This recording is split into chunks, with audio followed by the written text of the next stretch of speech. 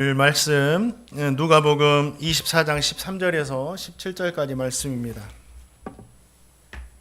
누가복음 24장 13절에서 17절까지 말씀. 오늘 한 목소리로 다 함께 같이 읽겠습니다. 시작.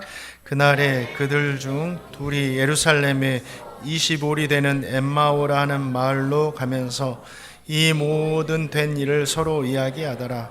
그들이 서로 이야기하며 문의할 때에 예수께서 가까이 이르러 그들과 동행하시나 그들의 눈이 가려져서 그인 줄 알아보지 못하거늘 예수께서 이르시되 너희가 길 가면서 서로 주고받고 하는 이야기가 무엇이냐 하시니 두 사람이 슬픈 빛을 띠고 머물러 서더라. 아멘.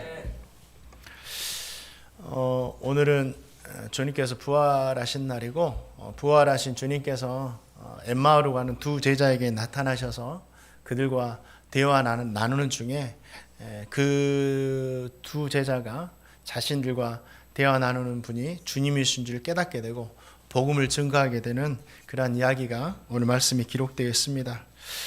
저와 성도님 모두에게 이 말씀을 통해서 주시는 귀한 은혜가 있습니다. 자, 누가복음 24장 21절 말씀 같이 읽겠습니다. 누가복음 24장 21절 말씀 한번 읽어보겠습니다. 시작.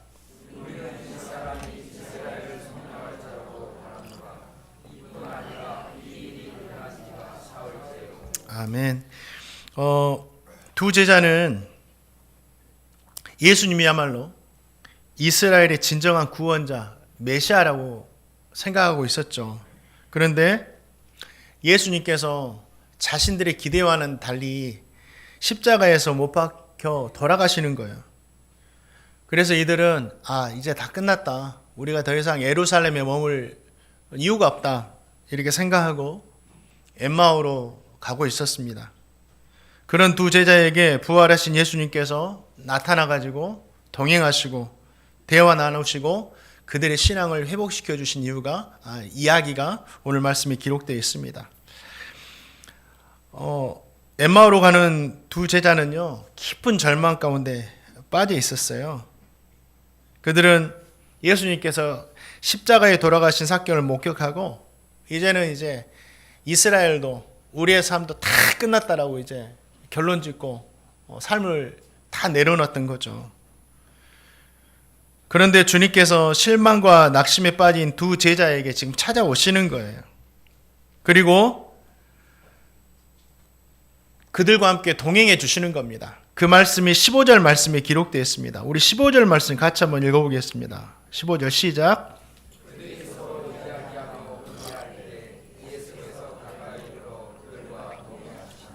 아멘.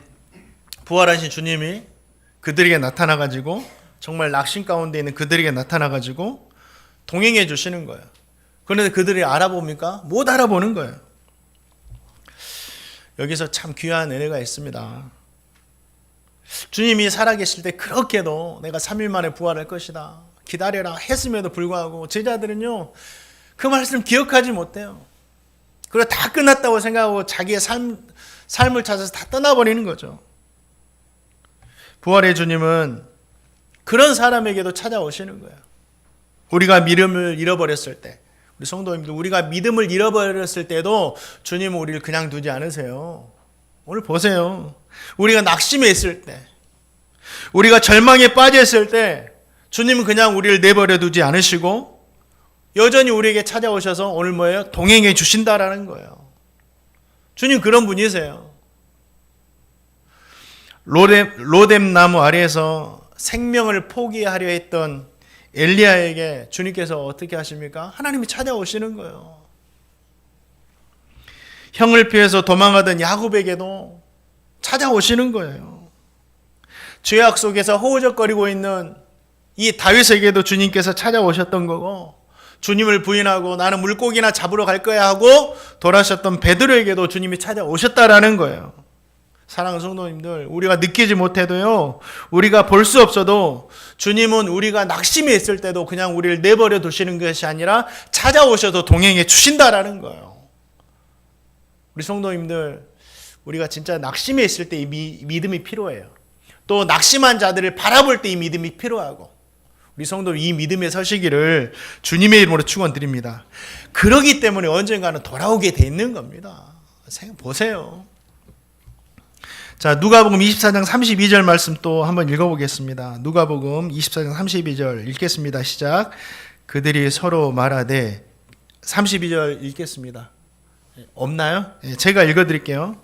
그들이 서로 말하되 길에서 우리에게 말씀하시고 우리에게 성경을 풀어주실 때에 우리 속에서 마음이 뜨겁지 아니하더냐. 그러니까 동행하시는 주님께서 그들이 이야기 나누는 것을 아시고 그 말씀을 다 풀어주시는 거예요.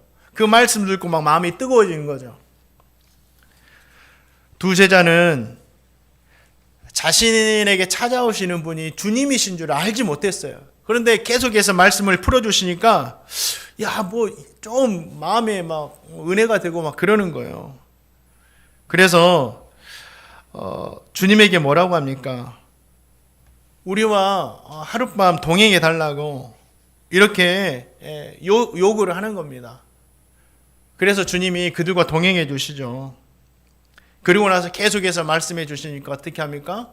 그들의 마음이 막 뜨거워지는 거예요. 그리고 저녁 식사 시간이 돼가지고 주님께서 또 떡을 주시고 또 잔을 나눠주시는 거예요. 식사를 하시는 거예요. 그때 말씀 보니 그들의 눈이 밝아가지고 자신들과 동행해 주신 분이 예수님이신 줄 알게 된 거죠. 깨닫게 된 거예요. 그 순간 예수님은 사라지셨습니다. 사랑하는 성도님들, 부활하신 주님은 우리에게 찾아오셔서 그냥 찾아오셔서 동행해 주시는 것만이 아니에요. 우리에게 식어진 마음이 있다면 그 식어진 마음을 뜨겁게 해주신다는 거예요. 뜨겁게 해주신다. 낙심하는 마음이 있다면 회복하게 해주신다라는 거예요. 그렇게 하시려고 찾아오시는 거예요.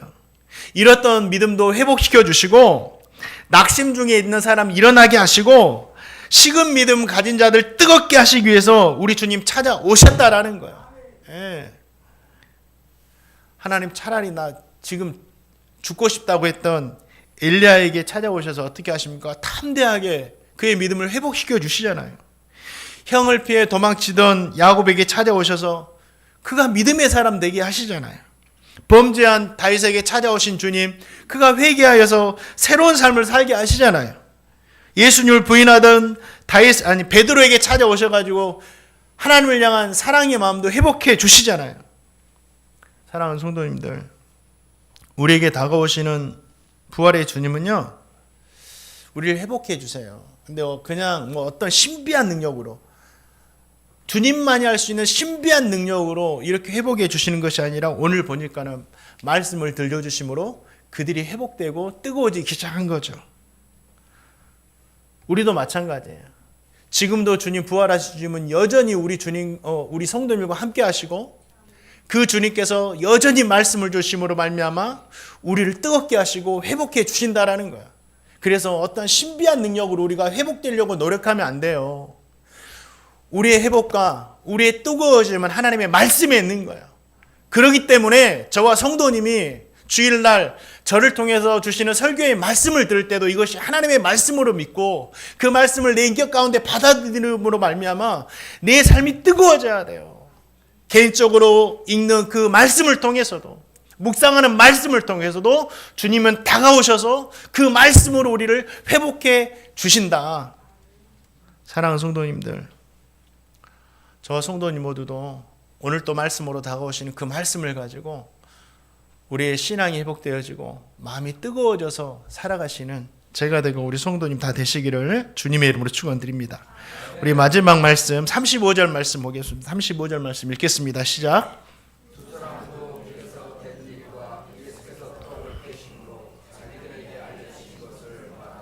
아멘. 두 제자들은 자신들에게 이제 말씀을 가르치신 분이 주님인지 몰랐는데 이렇게 대화를 하다가 어떻게 하십니까? 이제 주님인 줄 알아보는 거예요. 주님이 그때 사라지시고, 그때 어떻게 됩니까? 이 제자들이 그 즉시 예루살렘으로 돌아가요. 엠마오로 가려 했던 자신들의 계획을 다 내려놓고 그 즉시 부활의 주님을 만나는 즉시 주님이 사라져버렸어. 슬픈 게 아니라 부활하신 주님을 만나고 나서 바로 예루살렘으로 돌아갑니다. 예루살렘에 돌아가서 뭐예요? 자신들에게 되어진 일들, 부활하신 주님을 만났던 일들을 제자들에게 막 이야기하기 시작하고 부활의 주님을 선포하기 시작합니다. 그때부터 두 제자들은 뭐예요? 낙심하는 제자들이 아니라 부활하신 주님의 복음을 증거하며 살아가는 삶이 됐다라는 거죠. 부활의 주님께서 낙심한 우리에게 찾아오셔서 우리를 회복해 주시는 이유가 여기에 있어요. 다른 것 아니에요. 저와 성도님 모두도 정말 말씀 은혜를 받고 뜨거워져서 부활의 주님의 증인으로 살아가고 복음의 증인으로 살아가고 우리를 회복해 주시는 거예요.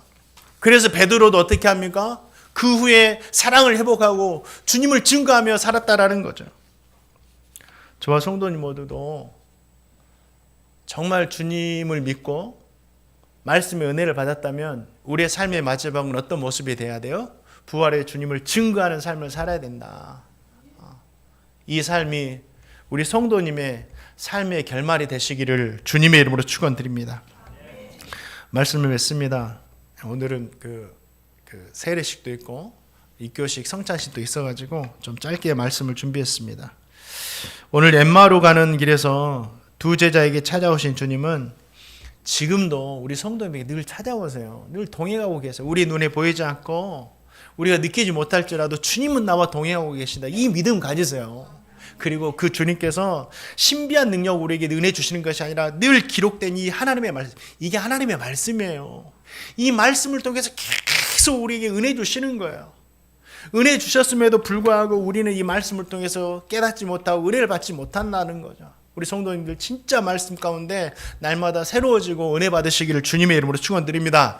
그래서 이 담대함으로, 이 뜨거움으로 세상 끝날까지 저와 성도님 모두는 부활의 주님을 증거하는 복음의 통로로 살아가시기를 주님의 이름으로 축원드립니다.